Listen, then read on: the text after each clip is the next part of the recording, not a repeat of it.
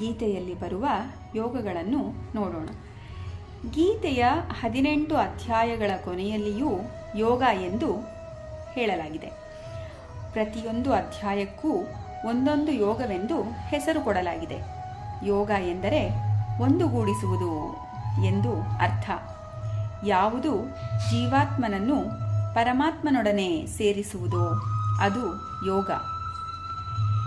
ಈ ದೃಷ್ಟಿಯಿಂದ ಗೀತೆಯಲ್ಲಿ 4 ಮುಖ್ಯ ಯೋಗಗಳಿವೆ. ಅವೇ ಜ್ಞಾನಯೋಗ, ಕರ್ಮಯೋಗ, ಭಕ್ತಿಯೋಗ ಮತ್ತು ಧ್ಯಾನ ಯೋಗಗಳು. ಇಲ್ಲಿ ಯಾವೊಂದು ಯೋಗವು ಪ್ರತ್ಯೇಕವಾಗಿ ಇತರ ಯೋಗಗಳೊಂದಿಗೆ ಸಂಬಂಧವಿಲ್ಲದೆ ಇಲ್ಲ. ಪ್ರತಿಯೊಂದು ಯೋಗದಲ್ಲಿಯೂ ಇತರ ಯೋಗಗಳ ಅಂಶಗಳು ಬೆರೆತಿವೆ. ಆದರೆ ಆಯಾ ಯೋಗದ ಭಾಗ ಜಾಸ್ತಿ ಇರುವುದರಿಂದ ಅದಕ್ಕೆ ಆ ಹೆಸರು ಬಂದಿದೆ.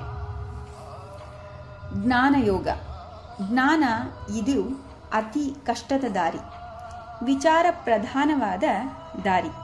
ವ್ಯಕ್ತಿ ತನ್ನ ಎದುರಿಗೆ ಇರುವ ದೃಶ್ಯವನ್ನೆಲ್ಲ ವಿಭಜನೆ ಮಾಡಿ ಯಾವುದು ಆತ್ಮವಸ್ತುವೋ ಅದನ್ನು ಮಾತ್ರ ಹಿಡಿದುಕೊಂಡು ಅನಾತ್ಮವಾದ ವಸ್ತುವನ್ನು ತ್ಯಜಿಸಬೇಕಾಗುವುದು.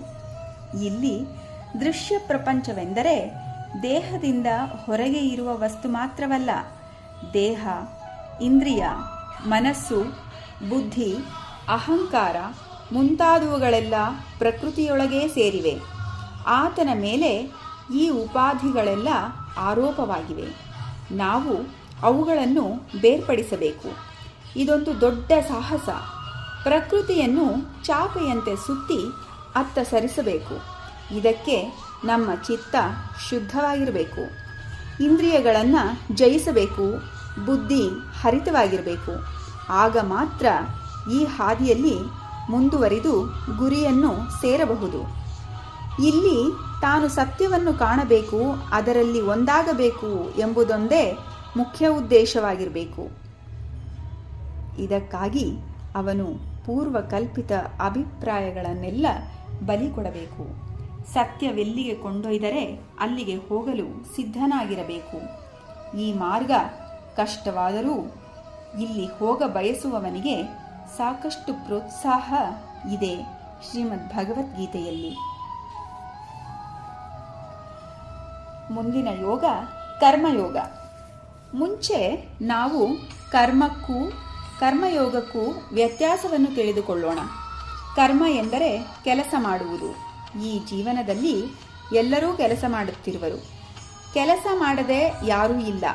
ಕೆಲಸ ಮಾಡುವುದು ಮಾಡದೇ ಇರುವುದಕ್ಕಿಂತ ಸುಲಭ. ಅದಕ್ಕಾಗಿ ಎಲ್ಲರೂ ಕೆಲಸ ಮಾಡುತ್ತಾರೆ. ಆದರೆ ಆ ಕರ್ಮದಿಂದ ಅನೇಕ ವೇಳೆ ವ್ಯಥೆ ಅನುಭವಿಸುವನು. ಹೇಗೆ ಮಾಡಿದರೆ ಕರ್ಮ ಬಂಧನದಿಂದ ಪಾರಾಗುತ್ತೇವೆಯೋ ಅದೇ ಕರ್ಮಯೋಗ.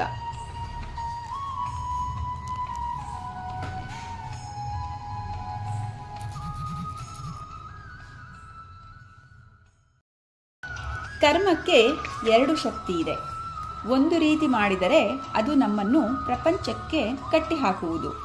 ಮತ್ತೊಂದು ರೀತಿ ಕರ್ಮ ಮಾಡಿದರೆ ಅದು ನಮ್ಮನ್ನು ಬಂಧನದಿಂದ ಪಾರು ಮಾಡುವುದು.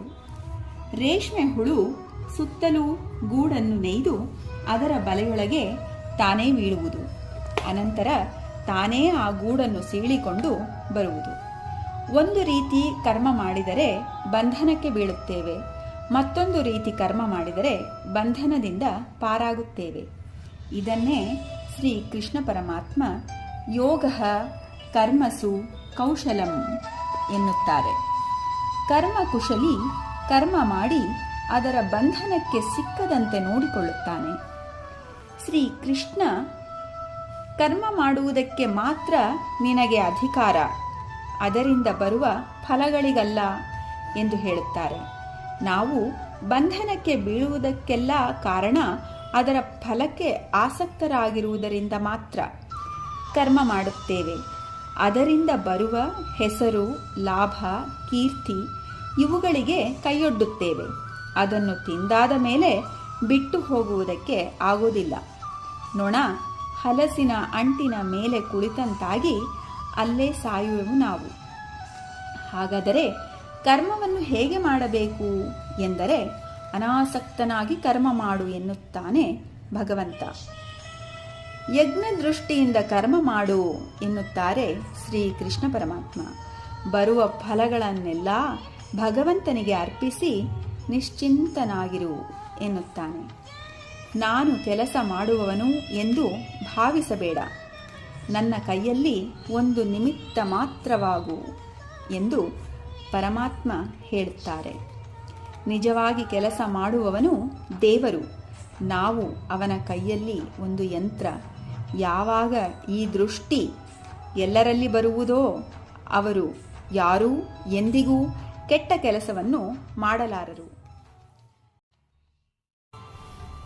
ನಾವು 3 ದೃಷ್ಟಿಯಿಂದ ಕೆಲಸ ಮಾಡಬಹುದು. ಒಂದು ತುಂಬ ಕೆಳಮಟ್ಟದ್ದು, ಅಲ್ಲಿ ಲಾಭ, ಹೆಸರು, ಕೀರ್ತಿಗಾಗಿ ಕೆಲಸ ಮಾಡುತ್ತೇವೆ. ಇಲ್ಲಿ ಸ್ವಲ್ಪ ಸುಖ ಪಡುತ್ತೇವೆ, ಅನಂತರ ಅದರಿಂದ ದುಃಖವನ್ನು ಪಡುತ್ತೇವೆ. ಅದಕ್ಕಿಂತ ಉತ್ತಮ ಸ್ಥಿತಿಯೇ ಕರ್ಮ ಮಾಡುವುದರಿಂದ ನನ್ನ ಚಿತ್ತ ಶುದ್ಧಿಯಾಗುವುದು, ಅದಕ್ಕಾಗಿ ನಾನು ಕರ್ಮ ಮಾಡುತ್ತೇನೆ ಎಂದು ನೋಡುವುದು. ಮೂರನೆಯದೇ, ಒಬ್ಬನ ಚಿತ್ತ ಶುದ್ಧವಾಗಿದ್ದರೆ ಅವನು ಲೋಕ ಸಂಗ್ರಹ ದೃಷ್ಟಿಯಿಂದ ಕೆಲಸ ಮಾಡುತ್ತಾನೆ, ಲೋಕ ಕಲ್ಯಾಣವಾಗಲಿ ಎಂದು ಕೆಲಸ ಮಾಡುತ್ತಾನೆ. ಇವನಿಗೆ ಕೆಲಸ ಮಾಡಿದರೆ ಇದರಿಂದ ಯಾವ ಲಾಭವೂ ಇಲ್ಲ, ಮಾಡದೇ ಇದ್ದರೆ ನಷ್ಟವೂ ಇಲ್ಲ. ಆದರೂ ಸುತ್ತಲೂ ಜನ ಇವನು ಹೇಗೆ ಮಾಡುತ್ತಾನೆಯೋ ಅದನ್ನು ಅನುಸರಿಸುತ್ತಾರೆ. ಶ್ರೇಷ್ಠ ಯಾವುದನ್ನು ಮಾಡುತ್ತಾನೆಯೋ ಸಾಧಾರಣರು ಆ ಕೆಲಸವನ್ನು ಮಾಡುತ್ತಾರೆ. ಶ್ರೇಷ್ಠ ಸುಮ್ಮನೆ ಇದ್ದರೆ ಸಾಧಾರಣ ಜನರು ಸುಮ್ಮನಿರುತ್ತಾರೆ. ಆದ ಕಾರಣ ಶ್ರೇಷ್ಠನಾದವನು ತನಗೆ ಅದರಿಂದ ಯಾವ ಲಾಭವಿಲ್ಲದೇ ಇದ್ದರೂ ಇತರರು ತನ್ನನ್ನು ಅನುಕರಿಸಿ ಕಷ್ಟಕ್ಕೆ ಬೀಳುತ್ತಾರೆ ಎಂದು ಯೋಚಿಸಿ ತಾನು ಕರ್ಮ ಮಾಡಿ ಇತರರ ಕೈಯಿಂದಲೂ ಕರ್ಮ ಮಾಡಿಸುತ್ತಾನೆ. ಶ್ರೀ ಕೃಷ್ಣನೇ ಇದಕ್ಕೆ ಇಲ್ಲಿ ಒಂದು ಒಳ್ಳೆಯ ಉದಾಹರಣೆ. ಶ್ರೀ ಕೃಷ್ಣ ಪರಮಾತ್ಮನಿಗೆ ಯಾವ ಅಭಾವವೂ ಇಲ್ಲ.